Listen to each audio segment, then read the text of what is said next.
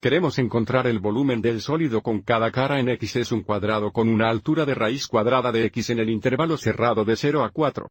Nuestro sólido se imagina aquí. Aviso: cada sección cruzada o rebanada sería perpendicular al eje X y por lo tanto, podemos encontrar el volumen utilizando este integral aquí donde el volumen es igual al integral de A de X, integrado con respecto a X desde A a B donde A de X sería el área de cualquier cara.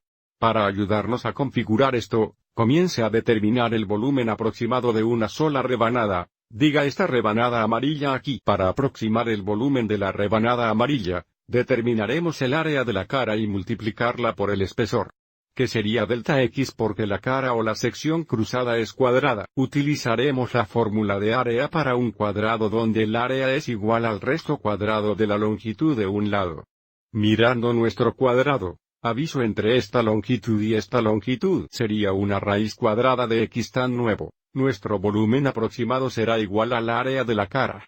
¿Cuál es la raíz cuadrada de X cuadrado? X el espesor, que es delta X. La razón que este integral nos da el volumen porque el volumen sería aproximadamente igual a la suma del volumen de las rebanadas, que podrías escribir como la suma de A de X de Y X delta X de Y, pero como el número de las rebanadas se acerca al infinito el valor se acerca al volumen y por lo tanto, el volumen real es igual a este diferente integral.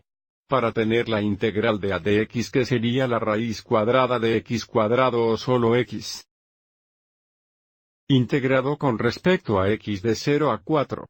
El antiderivado de X sería X cuadrado dividido por 2.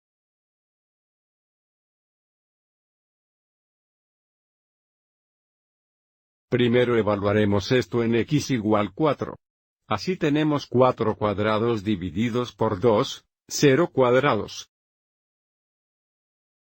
Dividido por 2, bien 4 cuadrado es 16, 16 dividido por 2 exactamente 8. Así que nuestro diferente integral es igual a 8, ¿cuál sería el volumen de este sólido? Y no le daremos las unidades aquí. Vamos adelante y escriba esto como 8 unidades cúbicas.